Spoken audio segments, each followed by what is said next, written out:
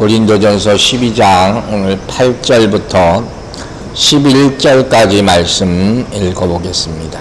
어떤 사람에게는 성령으로 말미암아 지혜의 말씀을, 어떤 사람에게는 같은 성령을 따라 지식의 말씀을, 다른 사람에게는 같은 성령으로 믿음을, 어떤 사람에게는 한 성령으로 병 고치는 은사를, 어떤 사람에게는 능력 행함을, 어떤 사람에게는 예언함을, 어떤 사람에게는 영들 분별함을, 다른 사람에게는 각종 방언 말함을, 어떤 사람에게는 방언들 통역함을 주시나니 이 모든 일은 같은 한 성령이 행하사 그의 뜻대로 각 사람에게 나누어 주시는 것이니라. 아멘. 자, 우리 은사에 대한 말씀을 계속 듣고 있죠. 여러분 기억하실 거예요. 구원이 하나님의 선물이듯이 은사도 역시 하나님께서 주신 선물이에요. 이 말인즉슨 우리 자신이 구한다고 그걸 받을 수가 없는 거라는 거예요. 내가 이거 받게 안 받을게 이렇게 결정할 수 있는 게 은사가 아니라는 것이죠.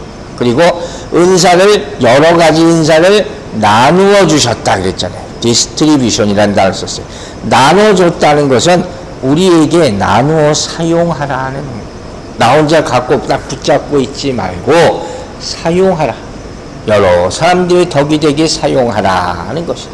그래서 몇몇 사람이 가지고 있는 고린도 교회의 문제였죠. 특별한 은사에 편중되어서도 안 되고 그들에게만 의지해서도 안 된다는 거예요. 즉 작은 은사, 내가 가지고 있는 다 작은 은사죠.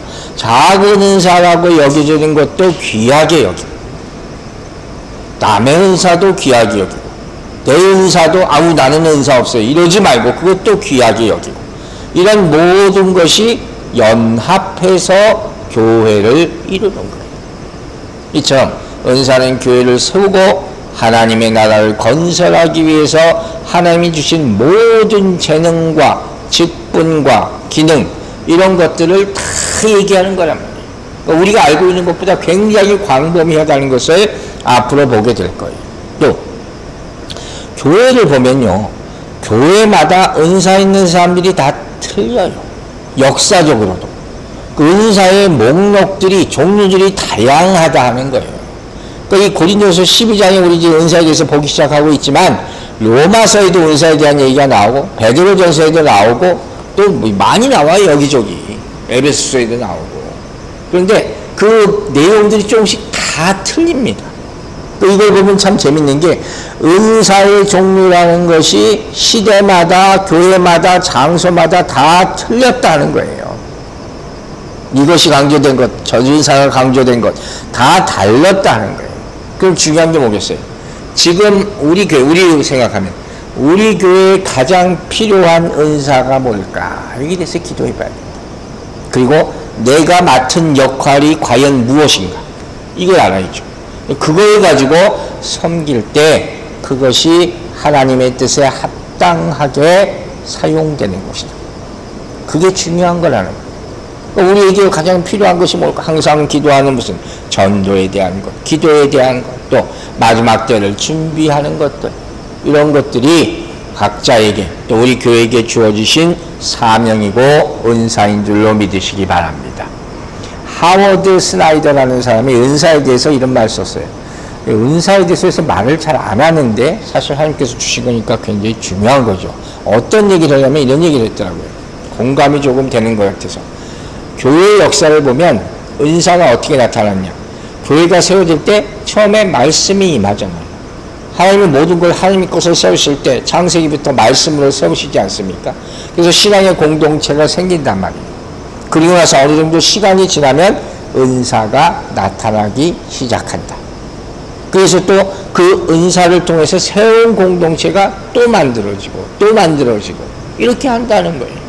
그게 교회 역사에 나타난다 하는 것이죠. 그러니까 목회자 입장에서 봤을 때 충분히 고개가 끄덕여지는 그런 말씀이에요. 그러니까 우리는 항상 처음에 믿음과 말씀과 기도 이런 것들로 교회의 믿음의 공동체를 세우잖아요. 그리고 나서 어느 정도 교회가 성장한 후에, 성숙한 후에는 그때부터 은사자들이 나타나야 되고 또 은사를 개발하는 것이 필요하다는 거예요. 그래야지 교회가 더 성장하게 되고 성숙하게 된다 하는 것을 이분이 얘기해 주는 것 같아서 제가 여러분과 나눕니다. 자, 이제 오늘 본문 8절부터 보면 성령에 의해서 분배되는 다양한 은사의 목록들이 쭉 나와 있어요. 모두 9가지 은사들이 열거되어 있어요. 근데 아까도 얘기했지만 이게 다가 아니다 그랬죠. 다른 책에도 또 다른 은사들이 나와 있어요. 그만큼 은사들이 다양하다는 것이고 또 교회를 세워나가는데 중요하다는 거예요. 이제 하나하나 보려고 합니다. 너무 자세하게는 안 하겠지만 이 은사에 대해서 볼 기회가 많지 않기 때문에 이번 기회에 하나씩 보려고 합니다. 12장 8절부터 봅니다. 어떤 사람에게는 성령으로 말미암아 지혜의 말씀을, 어떤 사람에게는 같은 성령을 따라 지식의 말씀을 그랬어요. 8절부터 10절까지 계속 반복해서 나오는 말이 먼저 있어요. 그게 뭐냐면 어떤 사람에게는 또 다른 사람에게는 이런 말이에요. 이 말은 사람마다 다 다른 은사를 가지고 있다는 거예요. 여러분이 가지고 있는 은사가 있어요. 그건 다른 사람이 가지고 있지 않아요. 마찬가지라는 거예요. 다양성에 대한 언급을 지금 하고 있는 거예요.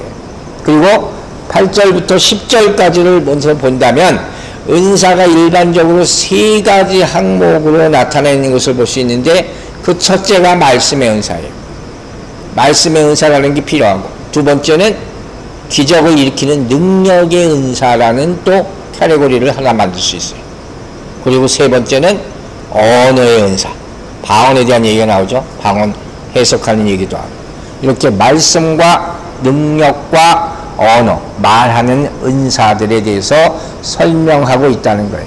그래서 8절을 먼저 바울은 뭐라고 시작합니까? 성령으로 말미암아, 성령을 따라서 이런 표현을 했어요. 우리가 이미 배웠죠. 은사는 다양하나 성령은 같고 모든 은사의 출처가 어디라는 거예요? 성령이라는 거예요. 이걸 잊지 말라는 거예요. 우리가 나중에도 배워요. 나중에도 이 말을 오늘 또 합니다. 성령으로 말미암아 우리가 은사를 얻는다는 거예요. 내가 절대로 하나님이 주신 은사에 대해서 이러쿵 저러쿵 하지 말라고 아주 못을 박았어요. 그렇다면 성령에서 베푸는 은사가 오늘 8절에 뭐라고 나와 있어요? 2가지예요. 지혜의 말씀과 지식의 말씀. 이게 은사라는 거예요. 지혜의 말씀과 지식의 말씀. 먼저 공통적인 단어가 뭡니까? 말씀이라는 단어죠. 이게 지혜의 말씀과 지식의 말씀이 다른 것 같지만 공통적인 요소가 있다는 것을 얘기하는 거예요. 여기 나오는 말씀은 글자 그대로 로고스, 하나님의 말씀이에요. 이 말씀의 은사, 하나님의 말씀을 전해서 다른 사람에게 은혜를 끼치는 은사. 이게 목회자 같은 사람에 꼭 필요한 은사겠죠. 이런 은사가 있어야지 하나님의 말씀을 온전히 잘 전할 수가 있다 하는 것이죠. 이게 공통점이에요. 다 하나님의 말씀을 온전히 전한다니까. 그러면서 또 바울이 굳이 2가지로 구분했잖아요. 지혜와 지식 이렇게 나눴단 말이에요. 다른 점이 있으니까 나눴을 거 아니에요. 그 다른 점이 뭐냐? 여러 가지 여기에 대해서 뭐 해석한 일이 무지무지 많아요. 그런데 제가 간단하게 정리를 해드릴게요. 먼저 바울 사도가 지혜라는 단어가 딱 나오면 줄기차게 강조하면서 얘기한 게 있어요. 그게 뭐냐? 바로 하나님이 주시는 지혜와 세상의 지혜. 이걸 항상 구분했어요. 먼저 이걸 생각해요. 그러면 바울이 항상 강조하는 하나님이 주신 지혜라는, 참된 지혜라는 것이 뭐냐? 그 예가 고린도전서 1장 20절에 이렇게 표현합니다. 지혜 있는 자가 어디 있느냐? 선비가 어디 있느냐? 이 세대의 변론가가 어디 있느냐? 하나님께서 이 세상의 지혜를 미련하게 하신 것이 아니냐? 바울은 단정합니다. 이 세상의 지혜는 미련한 것이라는 거예요. 그러면 참 지혜는 뭐냐 하는 거예요. 여러분 기억하시죠? 우리가 고린도전서 초반에 배웠어요.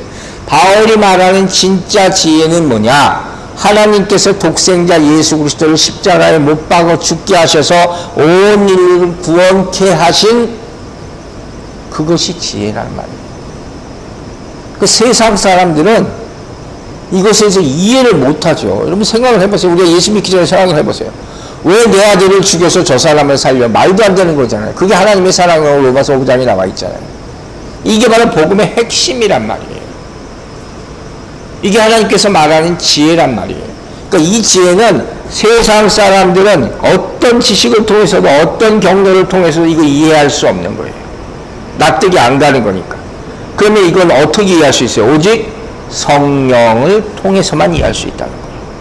우리도 이런 말씀을 듣고 이게 복음이잖아요. 예수 그리스도 십자가 죽은 사람. 이걸 어떻게 아멘이 나오느냐? 왜 나를 위해서 죽으셨다고 아멘이 나오느냐? 오직 성령을 통해서만 우리는 아멘으로 응답할 수 있다는 거예요. 그리고 이 성령을 통해서 알게 된 이 지혜를 근거로 내 자신이 구원받았다는 것을 확신할 수 있는 거예요. 아멘이 나오기 때문에. 그리고 이 말씀을 또 복음으로 전할 수 있는 거예요. 이게 진리입니다. 다른 사람에게 예수 믿으세요. 여러분 가까이 있는 분들이나 친구들이라는 사람에게 오실 때가 얼마 안 됐습니다. 빨리 믿고 구원받으세요. 이렇게 전할 수 있는 능력이 바로 성령이 주시는 지혜임을 믿으시기 바랍니다. 구별된 거예요. 내가 그냥 믿음이 더 생긴다 그게 아니라 성령의 역사라는 거예요. 그게 바로 지혜의 말씀이라는 은사예요. 그럼 지식의 말씀은 뭐냐? 간단하게 말하면 이런 거예요. 바로 우리 나중에 나오지만 이 교사들에게 주셨던 특별한 은사라고 보여주는 말씀 전하는 능력이죠. 복음에 대해서 전하는 능력, 설명하는 능력, 해석하는 능력, 뭐 신학자들이나 설교자들이나 이런 사람에게 주는 능력이에요. 잘 풀어서 전하는 것. 중요한 건 지혜냐 지식이냐 이걸 꼭 구분하는 것보다 더 중요한 건 뭐라고요? 성령이 한 뿌리로 한다. 성령께서 하고 있는 것이다. 그게 말씀의 은사예요. 이제 그 다음으로 넘어갑니다. 두 번째 부류로 보면 뭐라고 그랬어요? 초자연적인 능력에 대한 은사가 있어요. 12장 9절 보세요. 다른 사람에게는 같은 성령으로 믿음을, 어떤 사람에게는 한 성령으로 병 고치는 은사를. 은사에 대한 말씀 잘 때 이렇게 하다가 이 정도까지 오늘 합니다. 이렇게 끊으려고 그래요. 자, 먼저 여기 뭐라 그랬어요? 믿음과 병 고치는 은사에 대해서 구절에 나왔잖아요. 그런데 자, 믿음, 병 고치는 은사 완전히 다른 은사 같죠. 근데 또 뿌리는 성령이에요. 그리고 특별히 여기서 말하는 믿음과 병 고치는 은사의 특징은 뭐냐면 특별한 능력에 의해서 겉으로 드러나는 은사를 말하는 거예요. 겉으로 보여지는, 외부적으로 나타나는 은사. 그런데 여러분, 그렇다면 목사님 믿음이 그렇게 겉으로 드러나는, 누구의 믿음을 내가 어떻게 알아요? 모른다고 그랬잖아요. 그런 의문을 가질 수가 있잖아요. 그러니까 믿음이라는 것은요, 우리 안에 있는 믿음이 있잖아요. 보통 우리가 말하는 예수 그리스도를 믿는 믿음이라는 게 있잖아요. 그건 저 사람 믿음이 얼마나 좋은지 알 수가 없죠. 그 얘기가 바로 로마서에 나오는 거예요. 3장 28절에. 그러므로 사람이 의롭다 하심을 얻는 것은 율법의 행위에 있지 않고 믿음으로 되는 줄 우리가 인정하노라. 이게 구원 얻는 믿음이에요. 우리에게 다 이 믿음이 있으면 믿으시기 바랍니다. 이거 주어지는 거예요. 하나님께서 주시는, 성령이 주시는 믿음이에요. 예수 믿으면 구원 받습니다 하는 거예요. 예수 믿고 죄사함 받았습니다. 그럼 내가 고백하는 거죠. 누가 알아주는 게 아니란 말이에요. 이걸 뭐라고 표현하냐? 은혜적 믿음이라고 표현한다는 거예요. 은혜 받은 사람은 나 혼자 이걸 고백해요. 나는 예수 믿습니다 하는 거예요. 은혜적 믿음이라는 거예요. 그런데 오늘 본문에 나온 이 바울이 말하는 이 믿음이라는 것은 밖으로 나타나는, 행위로 나타나는 믿음이에요. 그래서 이걸 굳이 뭐라고 표현하냐면 은사적 믿음이라고 표현해요. 그러니까 믿음에는 두 가지가 있다는 거예요. 은혜적 믿음, 내 안에 있는 것. 은사적 믿음, 은혜가 밖으로 보여지는 것이죠. 예를 들면 뭐겠어요? 병자를 위해서 기도하면서 이 사람이 나을 줄로 믿습니다 하는 거죠. 그러니까 어떤 사람이 이렇게 믿기 못해요. 안 날까봐. 그러나 어떤 사람은 나한테 상관하지 않고 담대하게 이렇게 선포하면서 한단 말이에요. 베드로가 나사렛 예수 이름으로 거론을 하잖아요. 그 많은 사람들 앞에서. 이게 바로 은사적 믿음이라고 할 수 있는 거, 대표적인 예가 될 수 있는 것이죠. 또 소위 말하는 산을 옮기는 믿음이라는 거. 아니 어떻게 우리가 산을 옮겨요? 그러나 믿음으로 이렇게 선포하는 것이죠. 또 하나 예가 히브리서 11장 33절 제가 이걸 하나 들었어요. 그들은 히브리서 11장이 지금 믿음장이잖아요. 예 중에 하나. 믿음으로 나라들을 이기기도 하며, 의를 행하기도 하며, 약속을 받기도 하며, 사자들의 입을 막기도 하며, 다니엘처럼, 치구들처럼. 이걸 다 믿음의 행위란 말이에요.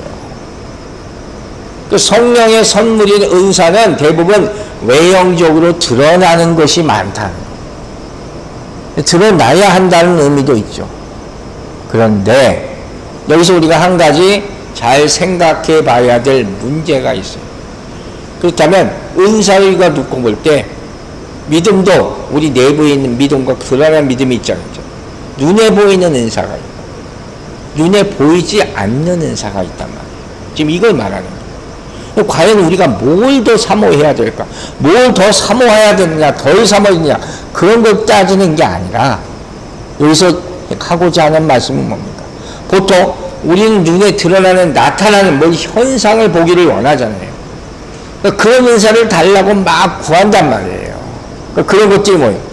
방언의 은사 같은 거죠. 방언 모든 분들 많잖아요. 그럼 방언 달라고 막 그렇게 따라다닌다 그랬잖아요. 또 신유의 은사 옛날에 한국에 또 그런 분들 많았잖아요. 병고침의 은사 가지고 있는 분들 많잖아요. 그분들 하는데 사역하는데 사람들이 그런 때처럼 몰린단 말이에요. 고침받고 싶어서. 또 예언하는 분들, 그런 은사 가진 분들 있잖아요. 그분 앞에서 기도받고 싶어서 얼마나 많은 사람들이 모이는지 몰라요. 이거 다 은사예요. 그러나 우리가 생각해야 될 것은 그것만 은사로 생각하지, 그게 대단한 은사로, 더 큰 은사로 생각하지 말라는 거예요. 우리가 앞서 배웠잖아요. 보이지 않는 은사가 있다. 그리고 성경이 말하기를 가장 큰 은사 세 가지는 뭡니까? 믿음과 소망과 사랑의 은사. 이 세 가지라는 거예요. 믿음, 소망, 사랑 다 눈에 보이지 않지만 이게 가장 중요한 은사임을 믿으시기 바랍니다. 그 고린도전서 13장 2절에 정확하게 얘기합니다. 내가 예언하는 능력이 있어 모든 비밀과 모든 지식을 알고, 은사죠. 또 산을 옮길 만한 모든 믿음이 있을지라도 은사죠. 그러나 뭐예요? 사랑이 없으면 내가 아무것도 아니요. 이렇게 말하는 거예요. 즉 눈에 보이지 않는다고 해서 은사 자체가 없는 것이 아니란 말이에요. 저 사람 조용하게 신앙생활해. 아무 틈 나타나는 것 같지도 않아. 뒤에서 기도하고 있는지 어떻게 알아요? 조용히 뒤에서 일하는 분들이 얼마나 많냔 말이에요. 이게 진짜 은사예요. 보이지 않는 믿음, 하나님께서 가장 귀하게 여기시는 것, 그거예요. 그 히브리서 11장 6절에서 정확히 표현했어요. 믿음이 없이는 어떻게 해요? 하나님을 기쁘시게 하지 못하나니. 얘기하잖아요. 하나님이 제일 보시는 게 우리 마음의 중심이란 말이에요. 이걸 누가 봐요? 겉으로 나타나는 능력은 아니에요. 그러나 무슨 일이 있어도 내가 하나님께 믿음을 지키겠습니다는 그 믿음, 하나님을 알고 가장 기뻐하십니다. 그렇기 때문에 때로는 이렇게 보이지 않는 은사가 더 중요할 수가 있다. 심지어 기적을 가지고 오는 그런 은사도 믿음이 없이는 온전케 될 수가 없어요. 여러분, 그런 기적을 일으키는 은사를 가진 사람들이 옛날에 굉장히 많이 나타났었어요. 그러다 얼마 있으면 다 사라져요. 온갖 일을 다 행하다가. 교만해서 그럴 수도 있고, 진짜가 아니어서 그럴 수 있고, 믿음이 사라져서 그럴 수도 있다는 거예요. 그러니까 내가 밖으로 보이는 그런 어마어마한 은사를 받아서 뭐 세상에 유명한 사람같이 그렇게 되기를 바라시기보다는 오히려 안에 있는 내가 온전한 믿음을 가져서 남을 도울 수 있어서 하나님이 기뻐하시는 교회를 이루는 그런 은사를 갖는 여러분들 되시기를 주의 이름으로 축원합니다. 그 다음에 또 중요한 은사가 하나 나오죠. 병 고치는 은사. 이게 참 중요하다고 말할 수밖에 없어요. 근데 여기서 병 고치는 이라는 단어를 보니까 이거 복수형으로 나와 있어요. 그 말은 여러 가지 질병을 다 고치는 은사라는 거예요. 즉 육체적 질병, 영적 질병, 뭐 혼의 질병, 모든 질병을 다 고치는 은사를 말하는 거예요. 사실 어떤 사람 뭐라고까지 표현하냐면 성경에서 치유라는 것은 육체와 정신과 영적 문제를 다 치유하는, 다 고치는 것이다. 이렇게 표현해요. 그런 것 같죠? 들어보니까. 육체의 고침만이 치유가 아니란 말이에요. 정신적인 문제, 영적인 문제, 이걸 다 예수님께서 치유하셨잖아요. 그런 예들이 성경에 굉장히 많아요. 사도행전에서 제가 2절만 인용을 해봤어요. 3장 6절, 사도행전 3장 6절 보세요. 베드로가 이르되 온가 그러면 내게 없거니와 내게 있는 이것을 내게 주노니 나사렛 예수 그리스도 이름으로 일어나 걸으라 하고. 그죠? 유명한 말씀이잖아요. 날 때부터 안진병인 사람. 그러나 이 사람이 일어났어요. 어떻게 일어났을까? 이거 기적이에요. 기도했단 말이에요. 치유의 은사가 분명히 나타나는 거예요. 육신이 치유됐지만 이 사람이 나중에 뭐 믿음도 갖게 되잖아요. 그걸 보여주는 하나의 사례가 되는 것이죠. 또 사도행전 16장 18절 보세요. 이같이 여러 날을 하는지라 바울이 심히 괴로워하여 돌이켜 그 귀신에게 이르되 예수 그리스도 이름으로 내가 내게 명하노니 그에게서 나오라 하니 귀신이 즉시 나오니라. 귀신을 쫓아냈어. 치유 연사. 영적으로 치유하는 은사죠. 예수님이 일을 굉장히 많이 하셨잖아요.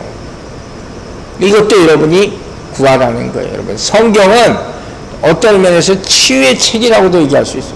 왜? 하나님은 여러분이 치유받기를 원하십니다. 여러분의 영과 혼과 육체를 모든 질병으로부터 해방시키고 온전히 만들어주기를 원하신다는 사실을 잊지 마시기 바랍니다. 그래서 사람들이 예수님은 위대한 의사다 이렇게 얘기하는 거예요. 심지어 죽은 자까지 살리시다. 엄청난 능력을 가지고 치유의 은사를 가지고 있는 그런 분이시다. 근데 이 뿌리가 다 어디서부터 나온 거예요? 하나님이 당신의 백성들을 고치시기를 원하시는 거예요. 그 출애굽기에 나와 있어요. 출애굽기 15장 26절 보세요. 이르시되 너희가 너희 하나님 여호와의 말을 들어 순종하고 내가 보기에 의를 행하며 내 계명에 귀를 기울이며 내 모든 규례를 지키면 내가 애굽 사람에게 내린 모든 질병 중 하나도 너희에게 내리지 아니하리니. 그 다음 뭐라고 했어요? 나는 너희를 치료하는 여호와입니다. 아멘.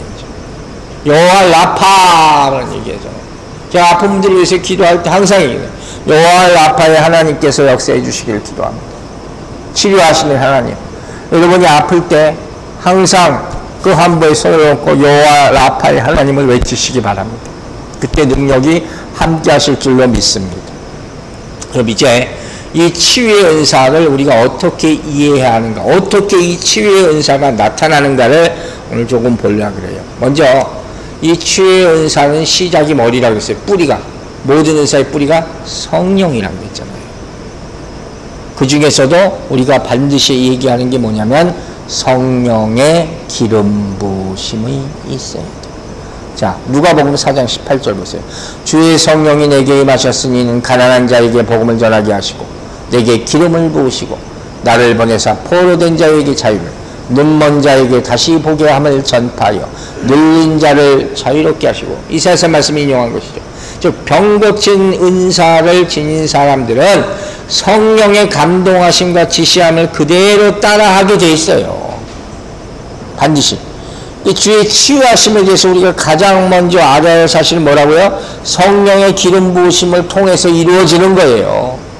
그냥 예수 이름으로 단순히 이렇게 얘기해가지고 꼭 되지 않는다는 걸 얘기하는 거예요. 성령의 역사가 있어야 되는 거예요. 오늘 은사에 대해서 말하면서 우리 마음에 있는 것과 나타나는 것 두 가지에서 얘기하지 않았습니까? 즉 성령이 모든 믿는 사람 앞에 안에 들어가 있지만, 존재해 있지만, 이것이 믿는 자들로 하여금 사역을 하게 만드는 것은 또 틀린 얘기라는 거예요. 우리가 예수 믿고 구원받을 때 성령의 역사로 아멘 하지만 일할 때 하나님께서 부어주시는 기름 부으시는 그 성령의 역사가 또 필요하다는 거예요. 예수님께서 제자를 보낼 때 이와 같은 일을 행하셨어요. 마가복음 6장 7절 보세요. 12 제자를 부르사 둘씩 보내시며 더러운 귀신을 제어하는 권능을 주시고 하잖아요. 이게 은사란 말이에요. 귀신 쫓는 은사를 주신 거예요. 바로 이게 뭐라고 불러요? 또 다른 기름 부음이란 말이에요. 성령의 역사가 이처럼 다양하다는 거예요. 이게 치유의 은사로 나타나는 거예요. 그러니까 한 성령의 뿌리를 두지만 각각 다른 사역, 우리에게 믿음을 주시는 성령의 역사가 있고 치유를 나타내게 하는 능력을 주시는 성령의 역사가 있다. 여러분도 마찬가지예요. 한 성령으로부터 은혜를 받으면 각각 다른 기름 부음이 있다는 것을 알고 성령의 치료하시는 은사를 구하시기 바랍니다. 누구나 받을 수 있는 은사예요. 목사만 하는 게 아니에요, 여러분. 평시도 가운데도 이런 은사를 갖는 분들이 있단 말이에요. 이 치유의 은사를 제가 마지막 부분에 길게 하는 이유가, 사실 우리가 우리 수요 예배 때도 항상 기도하지만 교회를 위해서 기도한 여러 제목 가운데 빠지지 않고 항상 기도하는 게 뭐예요? 바로 치유 아닙니까? 몸과 영과 이런 부분들을 치유해달라고 기도하는 것이 빠지지 않고 행하는 부분이기 때문에 먼저 성령의 기름 부심이 있어야 된다. 그래야지 은사 받을 수 있어요. 그리고 또 이 병 고치는 은사에서 또 한 가지 중요한 것을 알아야 되는 게 있어요. 자, 보세요. 예를 하나 들어볼게요. 아주 가장 많이 드는 예라고 할 수 있어요. 마가복음 5장 25절, 26절. 12해를 혈루증으로 알아온 한 여자가 있어. 이 얘기 아시죠?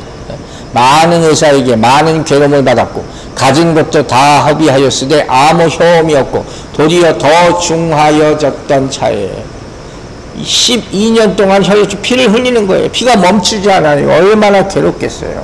온 의사에게 다 가서 돈도 다 썼는데 낫지를 않는단 말이에요. 그런데 예수님이 이 여인을 고쳐주셨잖아요. 이 일이 어떻게 이루어졌나 보세요. 자, 두 가지 중요한 역사를 우리가 보게 됩니다. 먼저 마가복음 5장 30절 보세요. 예수께서 그 능력이 자기에게 나간 줄을 곧 스스로 아시고 머리 가운데서 돌이켜 말씀하시되 누가 내 옷에 손을 대었느냐 하시니. 여러분 뭘 봤어요? 그 능력이 나갔다는 거예요. 예수부터 능력이 나가는 거예요. 이 능력이 소위 말하는 두나미스라는 단어예요. 다이나마이트라는 그 원어의 의미예요. 예수님으로부터 능력이 나가야 된다는 거예요.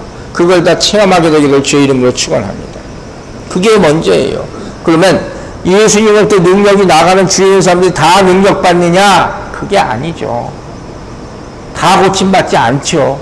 그럼 누구는 받고 누구는 고침 못 받고 왜 그럴까요? 그 답이 그 다음에 나오죠. 마가복음 5장 28절과 34절 보세요. 이는 내가 그 옷에만 손을 대어도 구원을 받으리라 생각함일러라.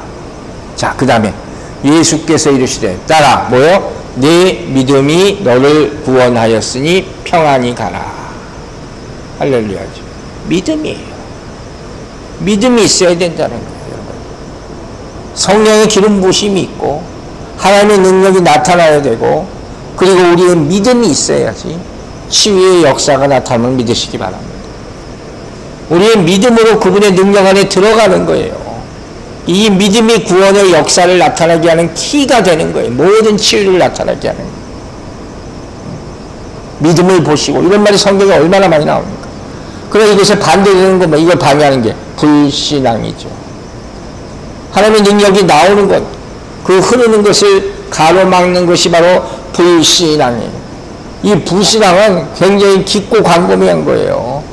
혹여 생각만 해도 바로 그때 그 능력이 나타나지 않게 되는 거예요.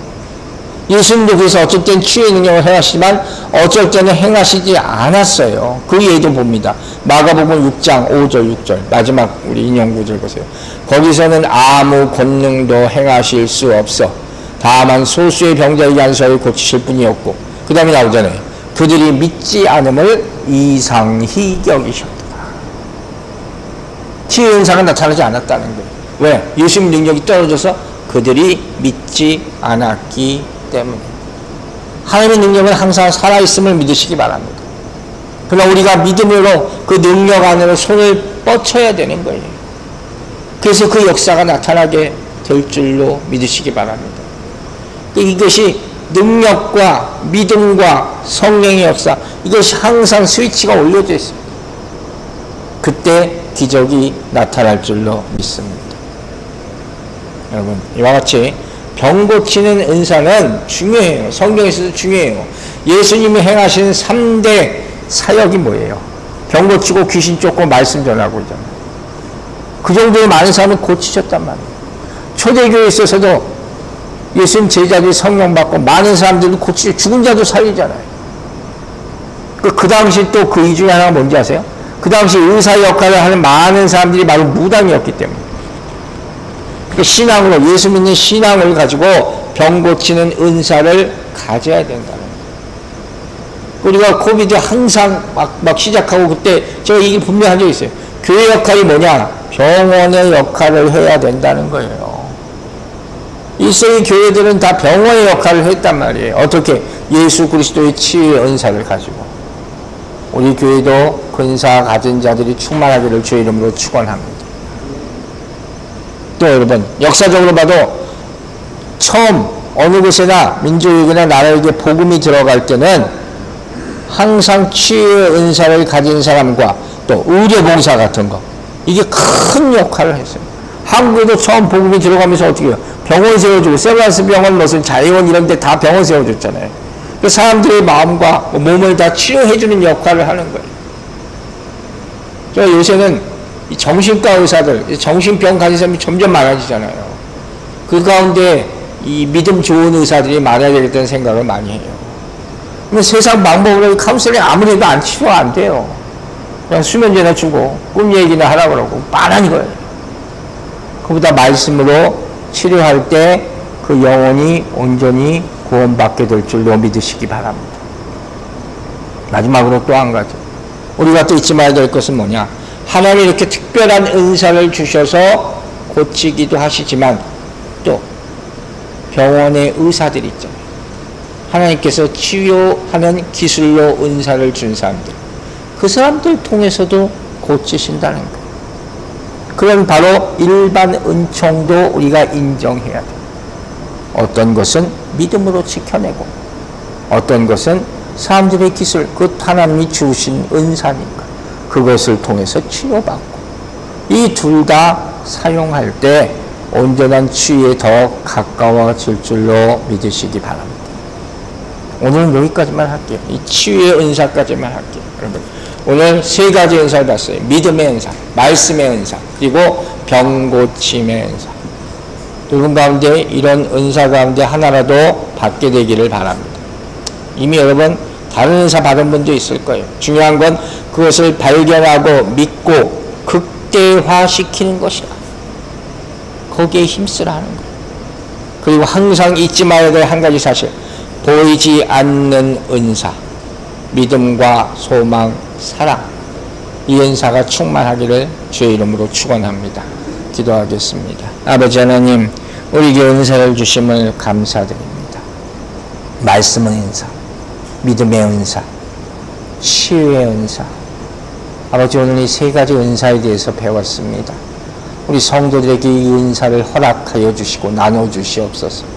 우리가 받은 은사를 더 많은 사람에게 나누게 하여 주셔서 교회를 세우는 큰 힘이 되게 하여 주시옵소서. 무엇보다도 믿음, 소망, 사랑을 잊지 말고 겉으로 드러나지는 않지만 주님 섬기는, 기쁨으로 봉사하는 덕이 되는 은사의 근원을 항상 잃어버리지 않도록 도와주시옵소서.